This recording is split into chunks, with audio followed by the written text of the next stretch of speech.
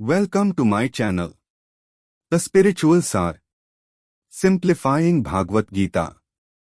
श्रीमद् भागवत गीता अध्याय 2 श्लोक 4। अर्जुन उवाच कथं भीष्मः संख्ये द्रोण च मधुसूदन इषुभिः प्रतियोत्स्यामि पूजार्हावृसूदन। अर्जुन ने कहा, हे मधुसूदन, हे शत्रुओं के संहारक, मैं युद्धभूमि में किस प्रकार भीष्म और द्रोण जैसे पूजनीय व्यक्तियों पर बाण चला सकता हूँ। भीष्म पितामह तथा द्रोणाचार्य जैसे सम्माननीय व्यक्ति सदैव पूजनीय हैं।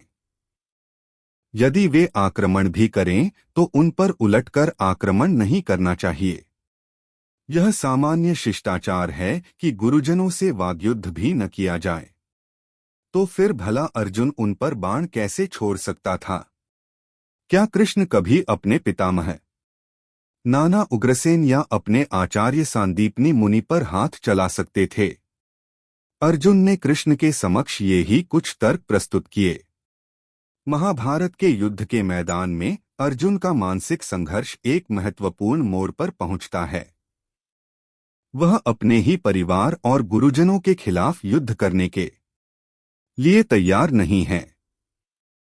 अर्जुन का यह प्रश्न कि वह भीष्म और द्रोण जैसे पूजनीय व्यक्तियों पर बाण कैसे चला सकता है, उसकी आंतरिक संघर्ष और नैतिक दुविधा को दर्शाता है। अर्जुन का यह धर्म संकट हमें यह सिखाता है कि जीवन में कई बार हमें कठिन निर्णय लेने पड़ते हैं, लेकिन हमें सदैव अपने आदर्शों और मूल्यों का पालन करना चाहिए।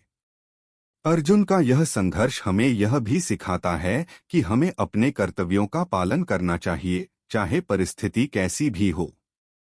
धर्म और कर्तव्य का पालन ही सच्चा मार्ग है। श्लोक का सार। अर्जुन का यह प्रश्न और तर्क हमें यह सिखाता है कि जीवन में कई बार हमें कठिन निर्णय लेने पड़ते हैं, लेकिन हमें सदैव अपने आदर्शों और मूल्यों का पालन करना चाहिए। अर्जुन का यह धर्म संकट हमें यह भी सिखाता है कि हमें अपने गुरुजनों और पूजनीय व्यक्तियों का सदैव आदर करना चाहिए, चाहे परिस्थिति कैसी भी हो।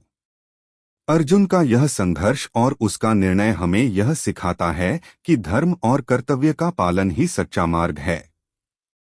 अगर आप इसी प्रकार श्रीमद् भगवत गीता सुनना चाहते हैं तो please like, share, subscribe, also comment.